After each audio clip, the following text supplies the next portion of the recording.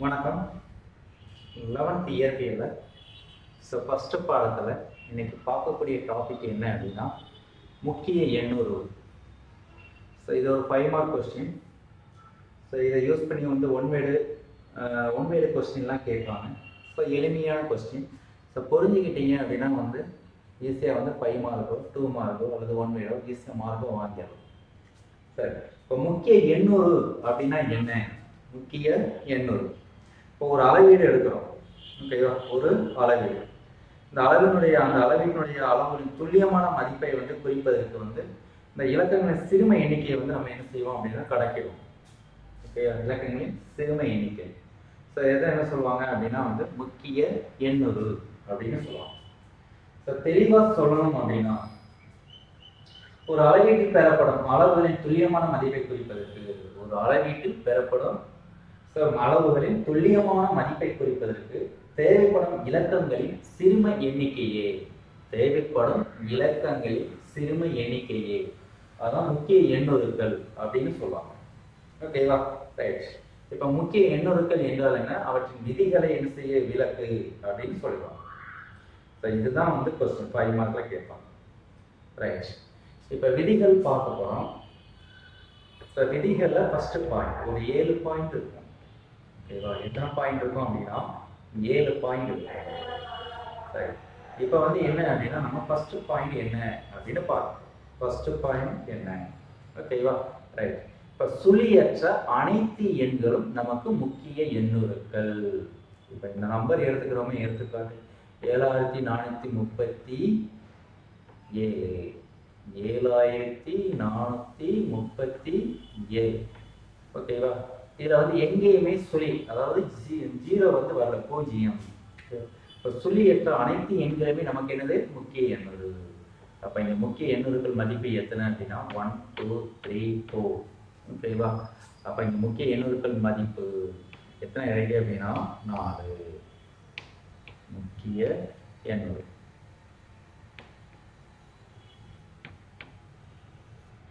எத்தனை அப்படின்னா 4. ஓகேவா? அதான் சுழியற்ற அனைத்து எண்களும், சுழி இல்லாத அனைத்து எண்களும் நமக்கு முக்கிய எண்ணுருக்கள் ஆகும்.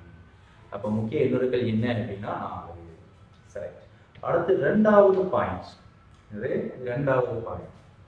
சுழியற்ற எண்களுக்கு நடுவே சுழி வந்தால். ஓகேவா? இப்ப இந்த ரெண்டுமே சுழியற்ற எண்கள். இந்த ரெண்டு சுழியற்ற எண்களுக்கு இடையில நமக்கு என்ன வந்திருக்கு? சுழி வந்திருக்கு. அப்படி சுழி வந்தால் இது நமக்கு முக்கிய எண்ணுருக்கள் ஆகும். இது என்ன ஆகும் அப்படின்னா முக்கிய எண்ணுருக்கள் ஆகும். அப்ப இங்க முக்கிய எண்ணுருக்கள் மொத்தம் எத்தனை அப்படின்னா 1 2 3 4. அப்ப இங்க என்ன வரும்? 4. ஓகேவா? ரைட். அடுத்து மூணாவது பாயிண்ட். ஓகேவா? ரைட். இப்ப சுழியற்ற எண்களுக்கு வலது புறம். ஓகேவா?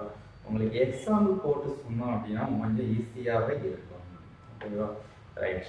இப்ப 7 4 0 3 0 0. இப்போ ஒரு புள்ளி வச்சாச்சு.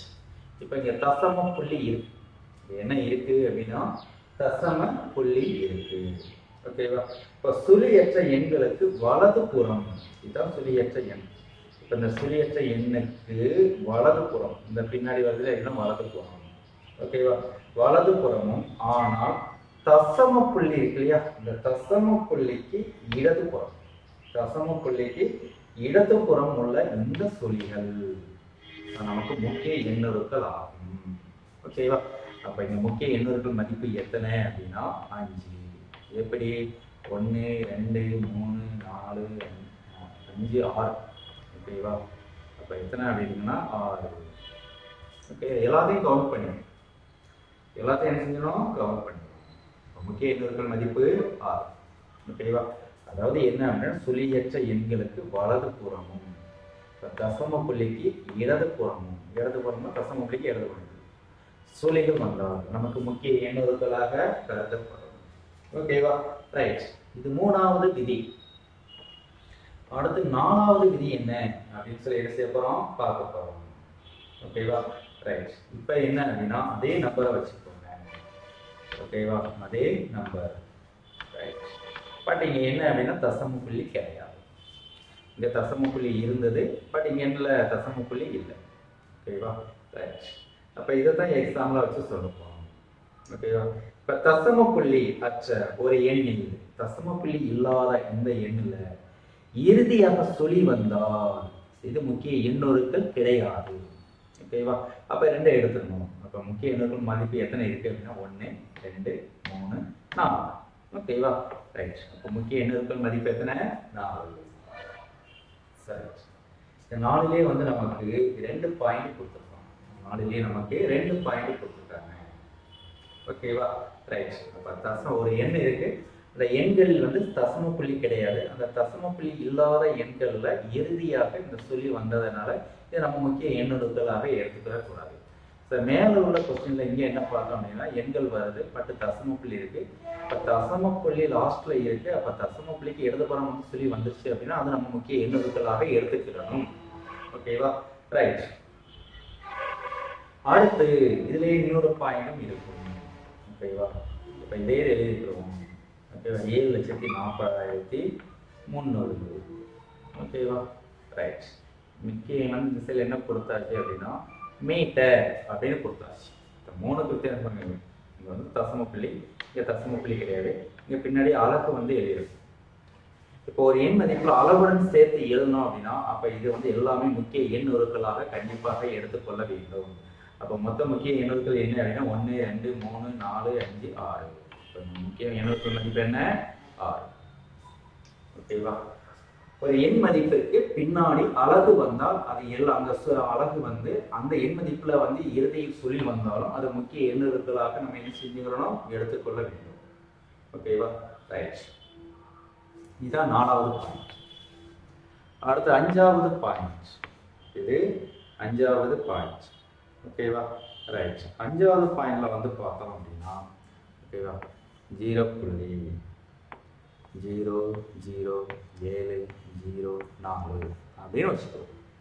ஓகேவா, ரைட். இப்போ இந்த மதிப்பு என்ன அப்படின்னா 1ஐ விட குறைவு. கரெக்டுதான், 1ஐ விட குறைவா.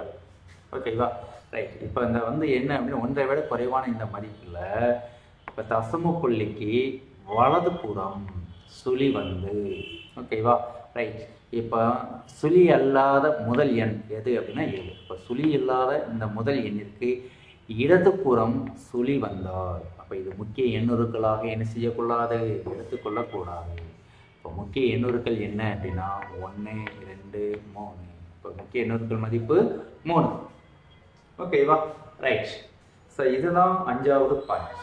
இதுதான் என்ன அப்படின்னா 5வது பாயிண்ட். அதாவது 1ஐ விட குறைவான தசம எண்ணில் தசம புள்ளிக்கு வலது புறமும் ஆனால் முதல் சுழியற்ற இதுதான் முதல் சுழியற்ற எண்ணிற்கு இடது புறமும் சுழி வந்தால் அது முக்கிய எண்ணொருக்கள் கிடையாது.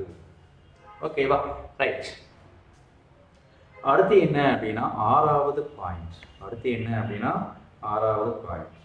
ஓகேவா, ரைட். இப்போ 6வது பாயிண்ட்ல பார்த்தோம் அப்படின்னா ஓகேவா, ஸோ இந்த மாதிரி வச்சுக்கோங்க ஒரு எக்ஸாம்பிள். இப்போ இதில் பார்த்தோம் அப்படின்னா நமக்கு தசம புள்ளி இருக்கு, தசம புள்ளிக்கு இடது புறமும் வந்து சொல்லி வந்திருக்கு, தசம புள்ளிக்கு வலது புறமும் சொல்லி வந்திருக்கு. ஓகேவா, ஸோ எப்படி வந்தால் இது எல்லாத்தையுமே என்ன செஞ்சுக்கணும்? முக்கிய எண்ணொருக்களாக கருத வேண்டும். அப்போ முக்கிய எண்ணொருக்கள் மதிப்பு பார்த்தோம் அப்படின்னா 1 2 3 4. அப்போ இங்கே முக்கிய எண்ணொருக்கள் மதிப்பு 4. ஓகேவா, ரைட். இதில் இன்னொரு எடுத்துக்காட்டும் சொல்லலாம். ஸோ இந்த மாதிரி இருக்குன்னா மேலே உள்ள 0.007004. ஓகேவா, ரைட். இங்கே பார்த்தோம் அப்படின்னா இந்த மதிப்பு 1ஐ விட குறைவாக இருக்கு. ஓகேவா, இப்போ தசம புள்ளிக்கு வந்து வலதுபுறம் வந்து சொல்லி வந்திருக்கு. ஆனால் முதல் சுழியற்ற எண் 7க்கு இடதுபுறம் சொல்லி வந்தால் இது முக்கிய எண்ணொருக்களாக கருதக்கூடாது. ஓகே, பின்னாடி 0 போடணும். நான் போட்டுக்கோங்க, ஒரு எக்ஸாம் தானே பார்க்குறோம், ஒரு எடுத்துக்காட்டு. ஆனால் பின்னாடி என்ன வந்திருக்கு அப்படின்னா சுழி வந்திருக்கு. பின்னாடி என்ன வந்திருக்கு அப்படின்னா சுழி வந்திருக்கு. இப்போ சுழி வந்ததுனால இப்போ இந்த சுழியை நம்ம கண்டிப்பாக முக்கிய எண்ணொருக்களாக எடுத்துக்கணும். 1ஐ விட குறைவு. ஓகேவா, 1ஐ விட குறைவான இந்த மதிப்பில் ஓகே, தசம புள்ளிக்கு இடதுபுறம் வலதுபுறமும் முதல் சுழியற்ற எண் 7 இருக்குல்லையே அதுக்கு இடதுபுறமும் சுழி வந்தால் இது முக்கிய எண்ணுருக்கள் கிடையாது.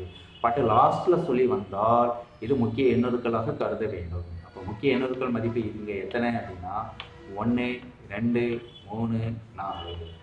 ஓகேவா? முக்கிய எண்ணுருக்கள் மதிப்பு 4. ஓகேவா? ரைட். அடுத்து லாஸ்ட் பாயிண்ட் ஏ. ஓகேவா? இப்போ முக்கிய எண்ணுருக்கள் அளவீடு முறையை சார்ந்ததல்ல. முக்கிய எண்ணுருக்கள் மதிப்பு எதை சார்ந்து அமையாது? அளவீடு முறையை சார்ந்து அமையாது. இப்போ எடுத்துக்காட்டு என்ன சொல்லலாம் அப்படின்னா ரைட் 1.47 1.47. ஸோ இது வந்து என்ன அப்படின்னா பின்னாடி சென்டிமீட்டரில் இருக்கு. ஓகேவா? இங்கே முக்கிய எண்ணுருக்கள் மதிப்பு என்ன அப்படின்னா 1, 2, 3. ஓகேவா? ரைட். இப்போ இதே மதிப்பு வந்து சென்டிமீட்டரில் இருக்கக்கூடிய மீட்டருக்கு என்ன செய்யணும், நம்ம மாற்றணும். ஓகே, எதுக்கு மாத்திரம் மீட்டர். 0.0147. ஓகேவா? ரைட். அப்போ இதில் வந்துடும் மீட்டரில் வரும். அப்போ இப்பயும் பாருங்கள், நமக்கு முக்கிய எண்ணுருக்கள் மதிப்பு 1, 2, 3. ஓகேவா? ரைட். அதே மாதிரி என்ன செய்யணும் அப்படின்னா கிலோமீட்டருக்கு என்ன செய்யணும், மாற்றணும். என்ன செய்யணும், கிலோமீட்டர் 0.0000147 கிலோமீட்டர். இப்போ இங்கே எண்ணுருக்கள் மதிப்பு முக்கிய எண்ணுருக்கள் பார்த்தோம்னா 1, 2, 3. ஓகேவா? அதனால் முக்கிய எண்ணுருக்கள் அளவீடு முறையை சார்ந்தது அல்ல. ஓகேவா? ரைட். ஸோ இதுதான் என்ன அப்படின்னா முக்கிய எண்ணுருக்கள், முக்கிய எண்ணுருக்களுடைய விதிகள். இதை வச்சு தான் நமக்கு என்ன செய்வாங்க அப்படின்னா ஒன் வேர்டு சம் கேட்பாங்க. இந்த விதிகள் ஏற்கனவே 5 மார்க்லையும் என்ன செய்வாங்க கேட்பாங்க. ஓகேவா? சரி, ரொம்ப ஈஸியான கொஸ்டின். புரிஞ்சு படிச்சிங்க அப்படின்னா ரொம்ப எளிமையாக இருக்கும். ஓகேவா? ரைட். ரொம்ப நன்றி, வணக்கம்.